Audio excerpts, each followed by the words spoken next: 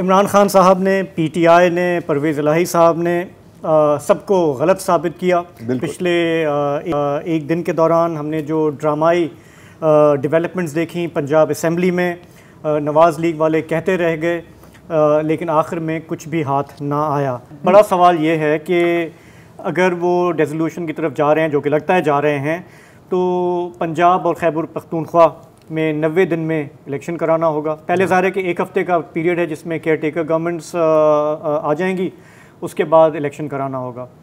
ज़ाहिर है कि वफाकी हुकूमत पे बहुत सख्त अब दबाव है कि कबल अज़ वक्त इंतखाबात कराए जाएँ। वहाँ पे भी हमें पता है कि पीटीआई के अरकान ने इस्तीफ़े दिए हुए हैं।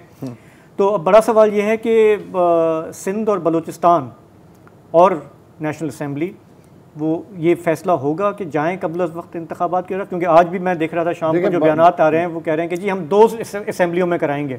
ज़रूरत नहीं है कि हम पूरे मुल्क में कराएं।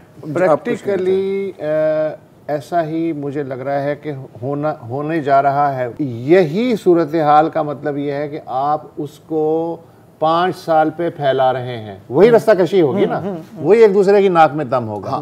लिहाजा बड़े सिनेरियो में ये है कि अब इलेक्शन के अलावा, इसलिए कि इनके पास दिखाने को अब कोई गीदड़ सिंह ही नहीं है। अच्छा, कुछ नहीं। अच्छा, पीडीएम पर आने से पहले ना एक और चीज, ये जो इलेक्शन फर्ज करें, ठीक है, सिंध और बलूचिस्तान कहते हैं नहीं यार हमने नहीं करना, मतलब पंजाब और केपी में हो जाता है।